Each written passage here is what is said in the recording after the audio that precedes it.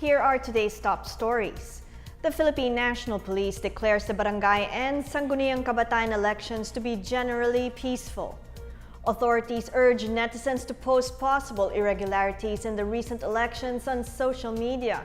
The COMELEC reports massive vote buying occurred during the local barangay and SK polls, and no Filipinos are reported injured or killed in a knife attack in Paris, France. Good day, I'm Pia Rosas Morato. Welcome to the PNA Newsroom.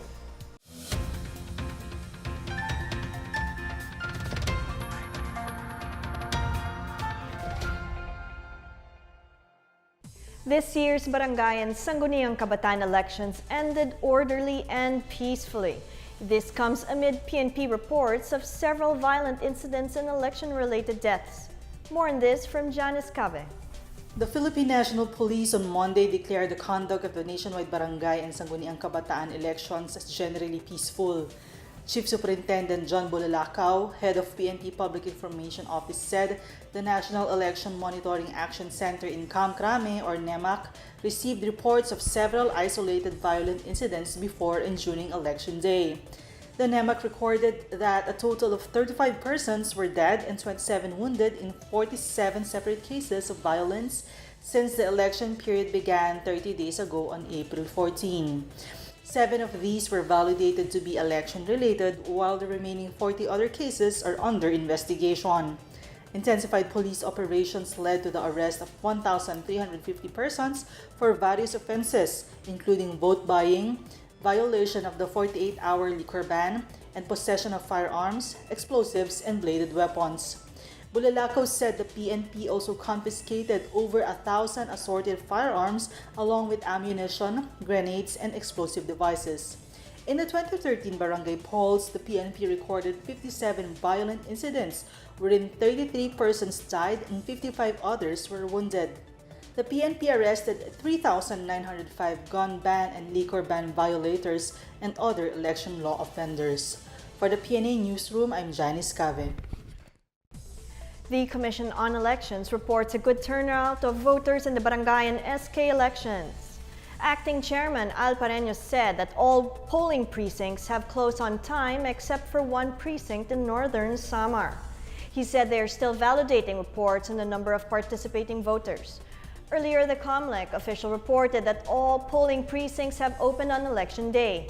No untoward incidents were reported, declaring the conduct of the polls as generally peaceful.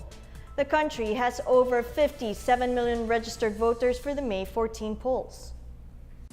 President Rodrigo Duterte says his decision to skip the 2018 barangay elections was a political move. The president says the candidates in yesterday's elections were his friends and he did not want to plant suspicions of partisanship on the minds of his supporters.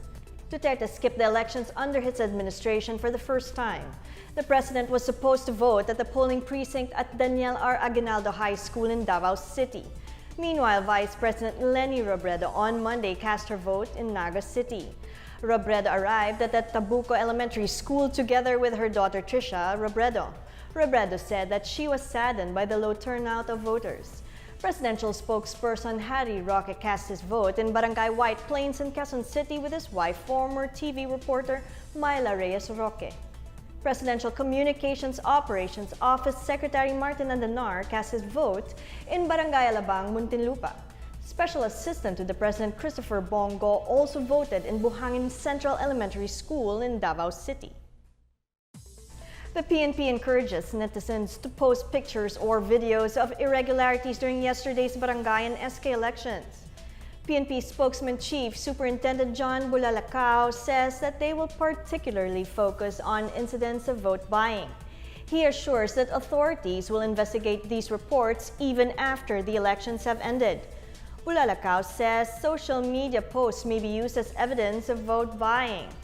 The PNP Cybercrime Group will gather information on candidates who broke election rules based on social media posts. He added that social media had played an important role in ensuring that the elections would be peaceful. DILG Undersecretary Martin Dino earlier said that barangay and SK candidates found to be involved in vote buying will be disqualified or removed from their posts. The Department of Justice asked the Valenzuela Regional Trial Court to reconsider its dismissal of the drug charges filed in connection with the 6.4 billion peso Shabu shipment from China last year. State prosecutors asked to reverse the dismissal of the criminal case against Chinese businessman Chen Julong, alias Richard Tan, customs broker Mark Taguba, and 7 others. Valenzuela City RTC Branch 284 Judge Arthur Melicor granted the motion to dismiss the complaint on the grounds of forum shopping. The accused were facing charges of drug transportation in Valenzuela and drug importation in the Manila Regional Trial Court for the same case. The panel argued that the two are different charges under the Comprehensive Dangerous Drugs Act. Earlier, Justice Secretary Menardo Guevara believed that the recent decision will not affect the case at the Manila RTC. The case stemmed from the discovery of the 604-kilogram Shabu shipment at the Hongfei Logistics Warehouse in Valenzuela City on May 26, 2017. The shipment is one of the biggest hauls of smuggled drugs in the country. Still to come, President Duterte hailed the late Senator Edgardo Angara as a perfect diplomat. The Comelec reports massive vote buying occurred during the local barangay and SK elections. These and more when the PNA Newsroom continues.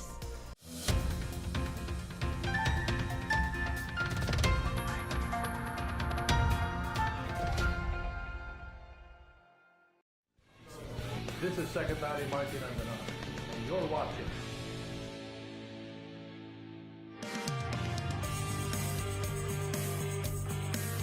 po sa kanto.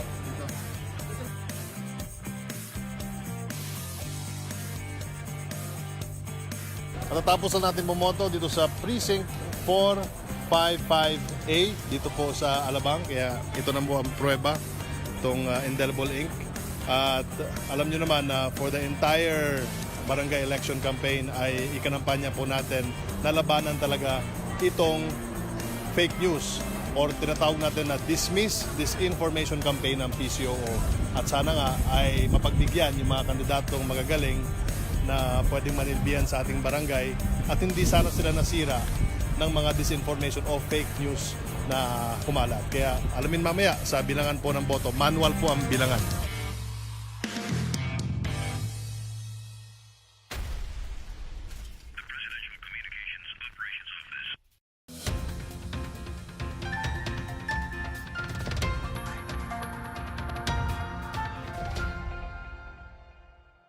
President Rodrigo Duterte, together with Special Assistant Christopher Lawrence Bongo, visited the wake of the late statesman Edgardo Angara in Taguig City on Tuesday.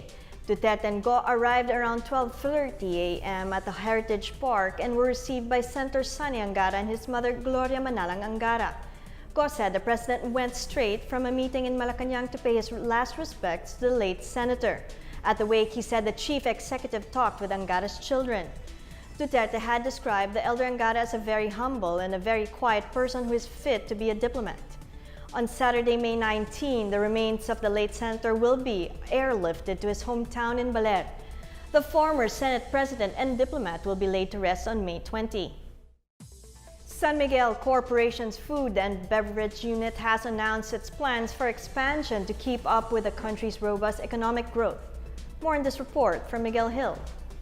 San Miguel Food and Beverage Incorporated, the consolidated food and beverage subsidiary of San Miguel Corporation, announced that its ambitious expansion plans are underway as it counts on a robust economy to propel its growth. San Miguel Pure Foods President Francisco Alejo III said its expansion projects in feeds, poultry and meats, flour and processed meats are in full swing, with a number of them expected to be ready for commissioning by the end of 2018. SMFB posted a 12% increase in consolidated revenues to 29.8 billion pesos in the first quarter of 2018 on the back of the continued strong growth momentum of the poultry and meats and value-added meats businesses. Its net income, however, declined 7% to 4.1 billion due to the pre-operating expenses due to the expansion, as well as market losses in the movements of foreign exchange. In 2017, the firm's net income surged by 16% to 6.91 billion pesos from 5.98 billion the previous year. Alejo says they are looking at the economy fueled with increased infrastructure spending to boost employment and food demand. For the PNA Newsroom, I am Miguel Hill. A candidate in Davao City reportedly died during the counting of votes in the barangay elections. Davao City Police Office Director Alexander says aspiring Barangay 23C Isla Verde Captain Amil Bangsa Manding died of a heart attack. At that moment, incumbent Barangay Captain Alimuddin Wating Uzman was reported to be leading against him by a large margin. Barangay 23C was the only barangay in Davao City that was placed in the election watch list. Violence earlier broke out between the supporters of the opposing barangay captain candidates in the barangay on Saturday night. Barangay 23C was heavily guarded by police and Task Force Davao after the COMELEC imposed a 10 p.m. curfew on Sunday. The Commission on Elections is set to investigate reports of massive vote buying during the barangay and SK elections in Siquijor. Provincial Election Supervisor Jerome Brillantes says the Provincial COMELEC office has received reports of alleged vote buying prior to Elections Day. Candidates are reportedly distributing cash ranging from 20 to 100 pesos and sometimes more per voter along with campaign materials. However, nobody is willing to talk about it and his office has not yet received an official complaint. He also disclosed reports of politicians allegedly interfering in the electoral exercise. An organization, meanwhile, revealed that they plan to file charges against those they have caught involved in vote buying. The group, calling themselves the Mayor Rodrigo Roa Duterte National Executive Coordinating Committee, claims that the well-funded prominent group is behind the mass vote buying incidents. Based on the group's allegations, Brillantes hopes that the COMELEC can take the necessary actions against those involved. The Zamboanga City Health Office said cases of measles have been dramatically reduced in this city due to sustained preventative intervention programs. Dr. Annie Rose Amar of the City Health Office's Epidemiology and Surveillance Unit said they have so far recorded only 2 suspected cases of measles during the first week of the month. Among the joint intervention programs initiated by the City Health Office and Department of Health is the house-to-house immunization that already covers 97% of children aged 5 and below. The house-to-house immunization was launched following the declaration of an outbreak, as the City Health Office has recorded 101 measles cases from January 1 until February 1 this year. The number of measles cases recorded this year were higher compared to only 7 cases registered in the same period of 2017.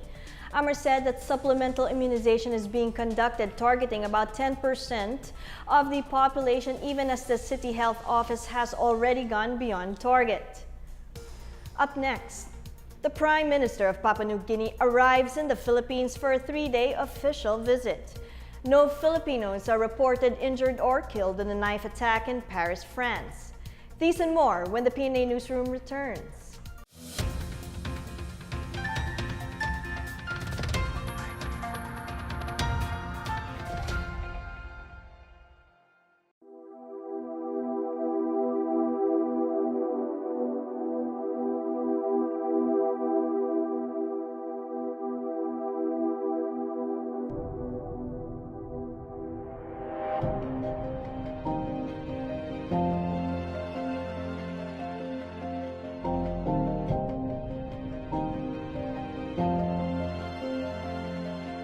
I will be signing an executive order, maybe when I come back, renaming it the Philippine Ridge or the Philippine Rice.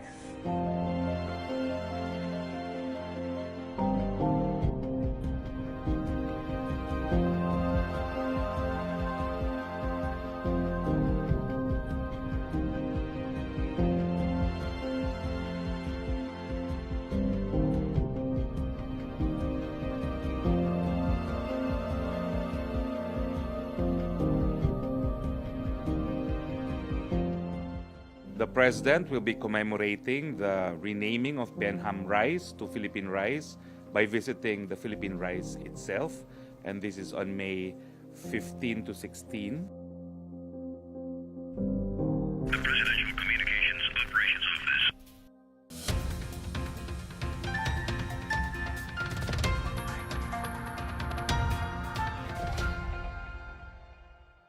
The Prime Minister of Papua New Guinea has come to the Philippines for a 3-day official visit.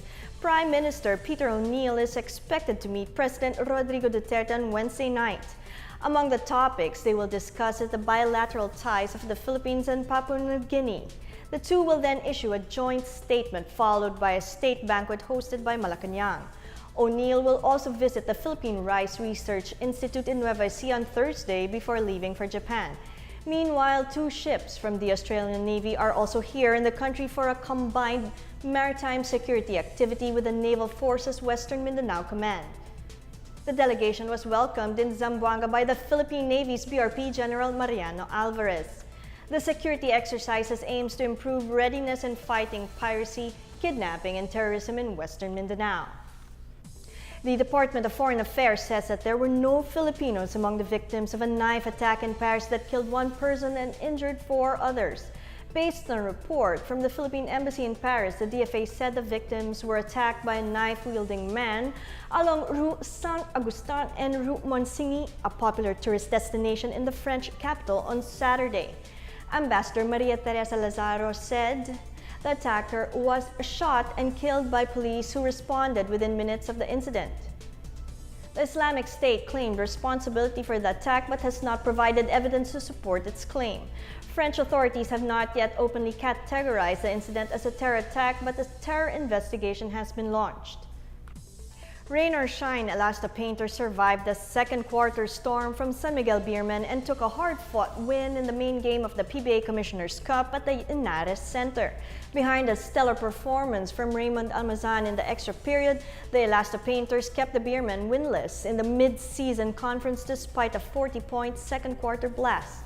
SMB opened a 63-49 lead at halftime, but Troy Gillenwater's send-off just before the half turned to be costly for the defending champion. Raymond Almazan and Chris Chu waxed hot in the third quarter as the E-Painters cut the lead down to 6, 90-84 entering the fourth. Their rally continued to the playoff period and eventually took the lead with 18 seconds remaining. However, Alex Cabagnot converted on a quick layup with 11.8 seconds left in regulation to knot things up at 112 all. Gabe Norwood drew first blood for rain or shine in the extra session with a 3-pointer before Almazan made the team's last 8 points to hold off SMB, which already had June Mar Fajardo and Arwin Santos fouling out. For our feature story, Israel had a glimpse of Filipino culture as the Philippine Embassy led the celebration of Labor Day and Flores de Mayo in honor of Filipino workers. More in this report from Maricor Zapata. More than 150 people, including Tel Aviv city officials and members of the local and religious communities in Israel, gathered at the Lash Hayarkon Park in northern Tel Aviv for the Philippine Embassy's 3rd annual joint celebration of Labor Day and Flores de Mayo in Israel. Filipino community organizations joined the Flores de Mayo parade, carrying flower arches and donning costumes of their respective Philippine regions.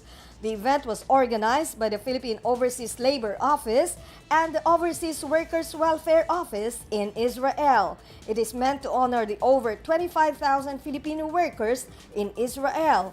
Ambassador Neil Imperial thanked the Filipino community and the embassy's guests for gracing the celebration. He also took the chance to cite the contributions of Filipino workers in Israel's development.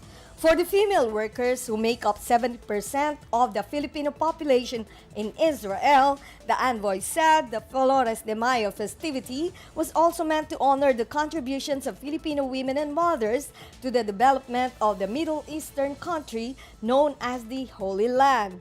Labor Attaché Cynthia Lamban read a message from Labor Secretary Silvestre Bello praising the Filipino workers as catalysts of change.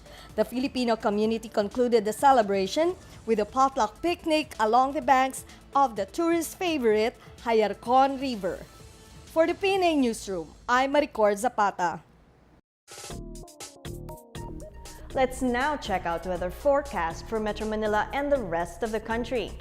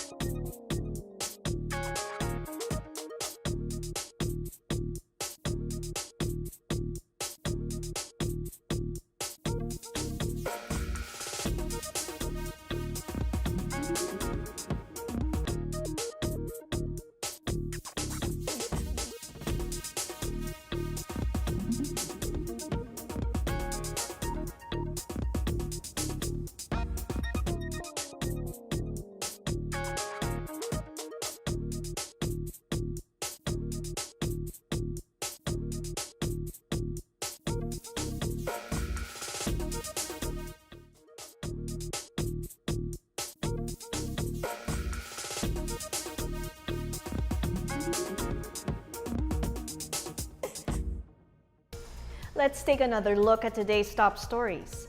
The Philippine National Police declares the barangay and Sangguniang Kabataan elections to be generally peaceful.